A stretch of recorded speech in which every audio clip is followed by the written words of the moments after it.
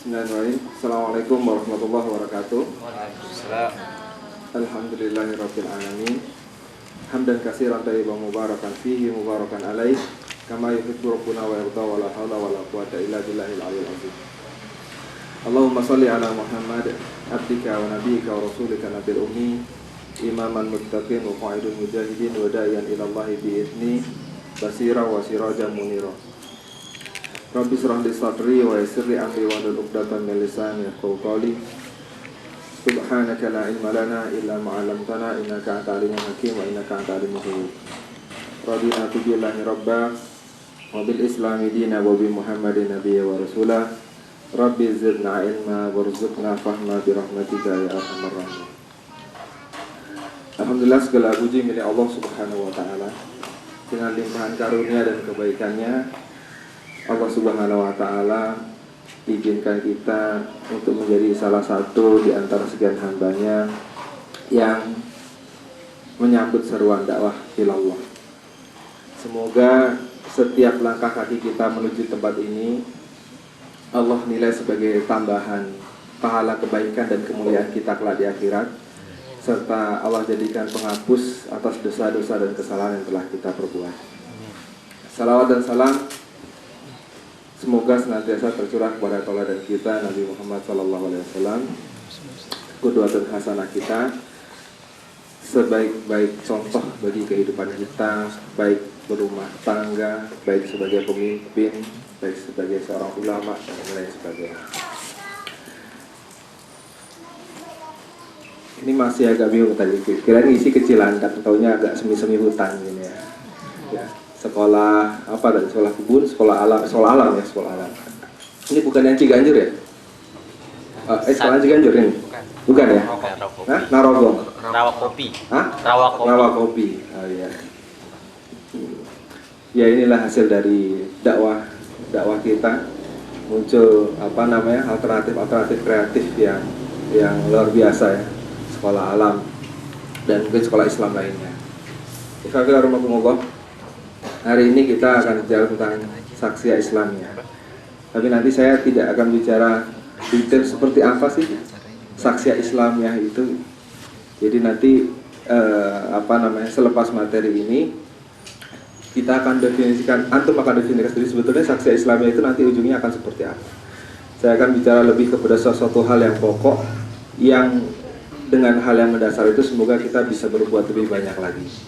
Ini satu area Cilandak berarti semuanya ya? Semua murabi yang ada di Cilandak ya. Kalau tingkat DPC saya keliling-keliling di Jakarta, ini yang lumayan ya, lumayan banyak.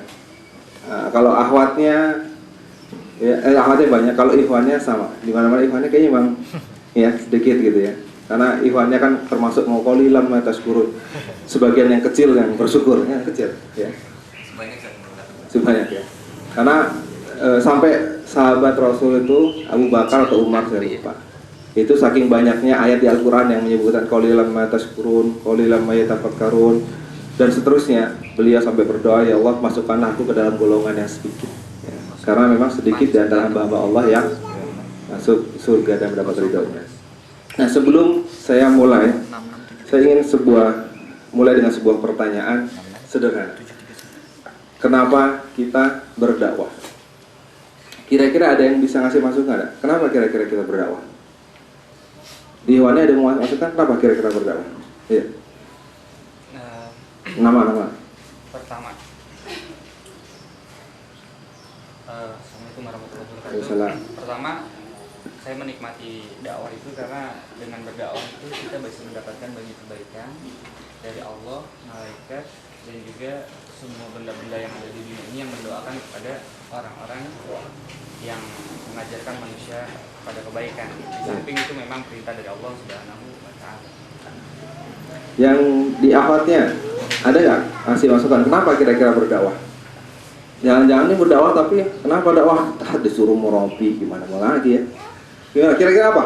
Kenapa berdakwah? Kesadaran apa yang membuat antum hari ini mau datang dan bersiap-siap kembali nanti mau berdakwah kepada adik-adik antum yang masih SMA? Akhwatnya ada kira-kira? Ngacung satu. Ini mengkhawatirkan nanti jangan marah kalau binaannya ada yang mau tanya semuanya diem ya, ada murabinya juga lagi ngumpul begitu soalnya ya. Gimana? Ada yang mau wakili nggak dari kaum awat? Dari awatnya? Satu. Nanti tadi ikhwannya udah katanya kalau berdakwah memperoleh banyak kebaikan dan itu merupakan salah satu dari perintah Allah bagi sebagian hambanya yang dipilih ya. Di awatnya ada nggak kira-kira kenapa berdakwah? Apa aja gitu kenapa berdakwah? Satu, Acung, ada? Yang awatnya? Yang paling belakang, dari belakang atau paling depan? Ada nggak kira-kira kenapa berdakwah? Hah? Masa ditunjuk sih? Udah gede kan ya? Apa kira-kira? Nyerah nih, awatnya nggak ada yang mau ajak sama sekali? Hah? Masih tegang, grogi? Ada sebuah ayat di Al-Quranul Karim. Jadi ayat ini menceritakan ada seorang dai, dia berdakwah kepada suatu kaumnya ya, kaumnya ini sudah rusak lah, sudah rusak sedemikian rusaknya sampai ada salah seorang temannya itu mengatakan, kenapa sih kamu berdakwah dengan orang yang mau diazab oleh Allah Subhanahu Wa Taala? Jadi ibaratnya mungkin temannya ini tahu kalau si dai ini pun mengetahui, misalnya dia memperoleh wahyu besok kaum ini akan diazab, udah gak ada perubahan lagi, tapi kenapa hari itu masih mau berdakwah? Kenapa dia tidak pergi? Nah ini jawaban dia. Dan ingatlah ketika suatu umat di antara mereka berkata, kenapa kamu menasihati kaum yang Allah akan membinasakan mereka atau mengazab mereka dengan azab yang sangat keras? Ini jawaban mereka dua. Jadi ini alasan mendasar mereka, alasan mendasar para dai ketika mereka berdakwah kepada Allah adalah pertama, agar kami punya alasan sebagai pelapas tanggung jawab kepada Tuhan. Maksudnya apa sih? Maksudnya adalah ketika kita mengetahui sesuatu, maka tanggung jawab kita lah untuk memberitahu sesuatu itu kepada orang di sekeliling kita. Makanya Rasulullah SAW tidak pernah bertemu dengan orang melainkan selalu mengatakan aslim taslam. Apa itu? Aslim taslam. Artinya apa? Aslim taslam. Ya Allah, maafkanlah aku karena tidak tahu artinya. Aslim taslam. Masuklah engkau ke dalam Islam, maka engkau akan selamat. Itu kata-kata Rasulullah SAW setiap kali berjumpa dengan orang yang beliau lihat ini belum Islam. Katakan, aslim taslam. Masuklah engkau ke dalam Islam, maka engkau akan selamat. Kenapa? Karena kalau dia mengetahui ini orang belum didakwahi, tapi dia sudah tahu Islam, maka orang itu besok di akhirat dia bisa punya hujah, alasan ketika bertemu, saya ketemu dia ya Allah, tapi dia nggak pernah ngajak saya Islam, saya mana tahu Islam, hukum dia juga dong.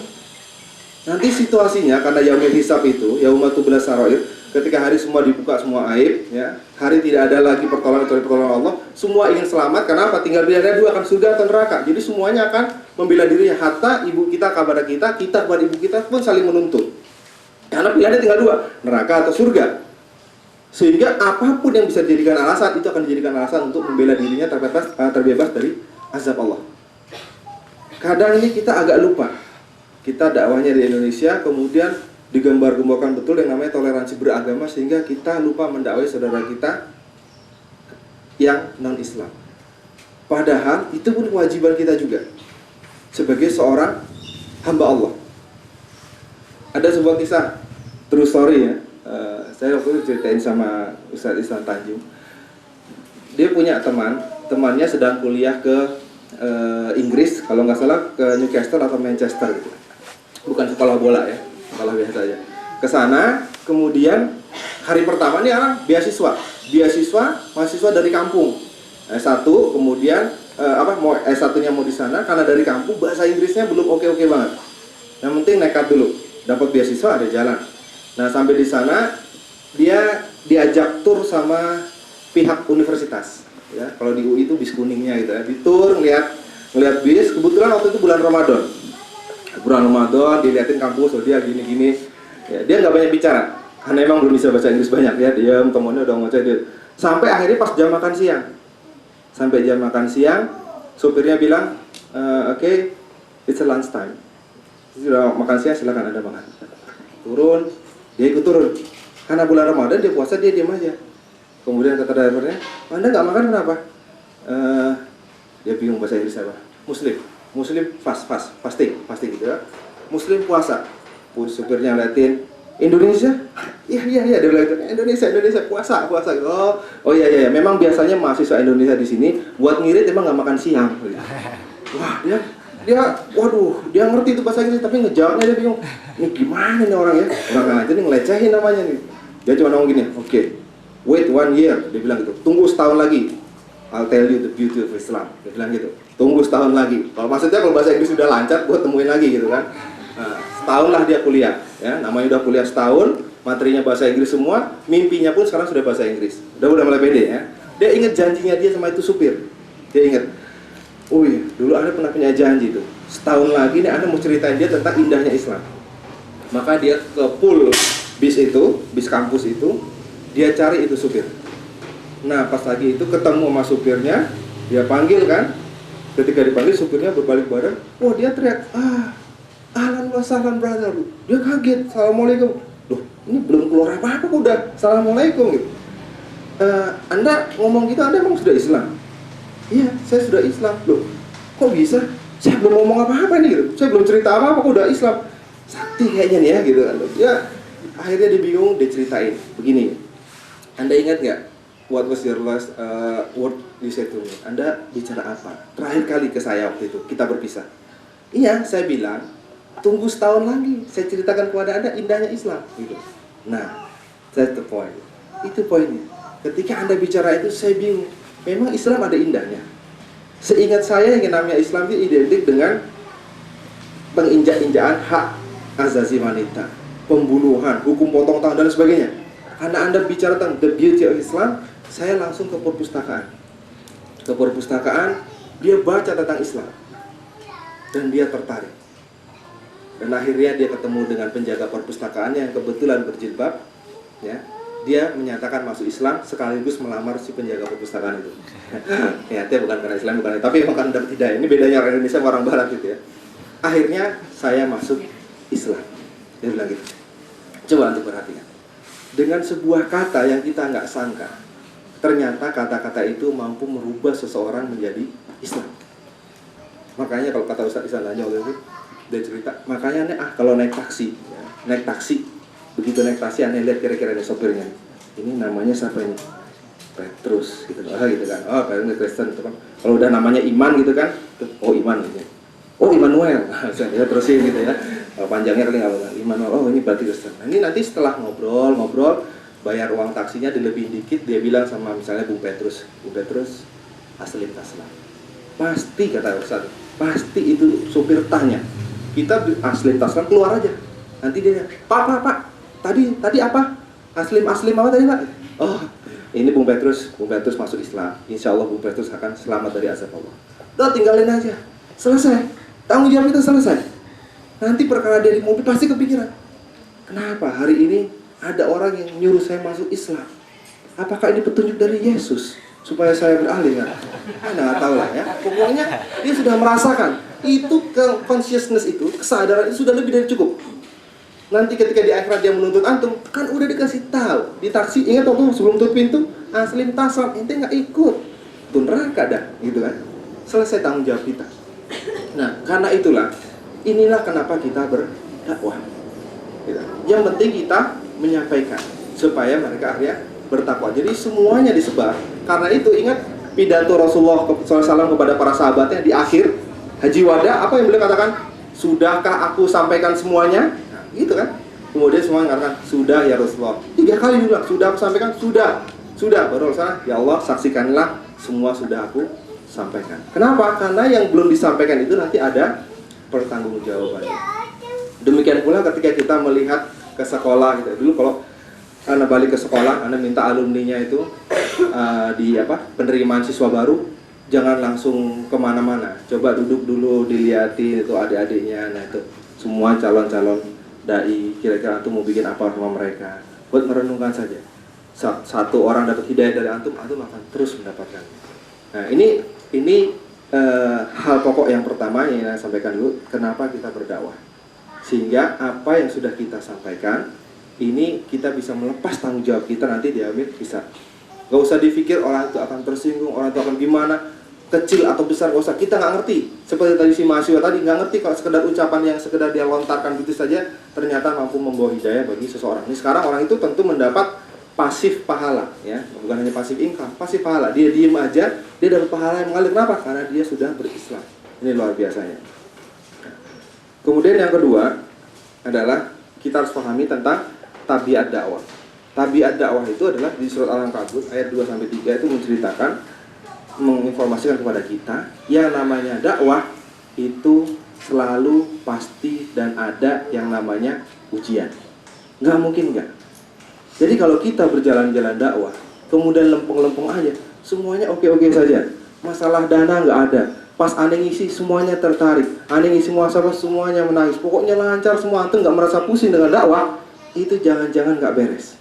Ya, siapa tahu ya antum punya apa kita salah ya.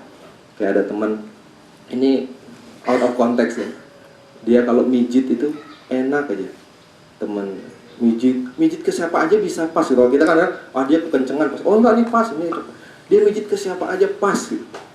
Ternyata pas ada teman lihat, oh ada isinya nih orang gitu. Jadi diturunin jin pijit sama mbahnya. Tuh ada jin pijit khusus ya, jin pijit. Jadi begitu dirukyat teriak-teriak ternyata ada jin pijit, makanya dia pijit kemana-mana. Oke.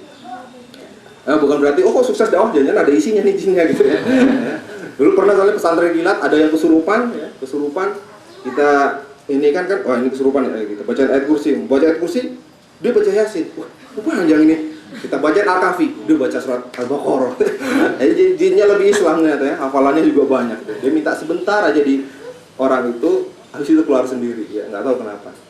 Seperti itu ya. Tapi ya itu sekedar informasi sedikit. Artinya kita harus memahami dakwah itu pasti memiliki konsekuensi ujian dan hambatan, pasti ada. Karena ini sunatullah para nabi. Nah, karena ada di area ujian dan hambatannya itu, maka Anda akan masuk pada satu tema yang nanti kita akan eksplor lebih dalam lagi, yaitu yang namanya paradigma. Nah, kenapa Anda bicara tentang paradigma? Paradigma ini adalah sebuah anggapan atau penilaian seseorang, keyakinan seseorang terhadap Allah, diri sendiri, orang lain, segala sesuatu, ini kata kuncinya, yang mempengaruhi sikap dan tindakan.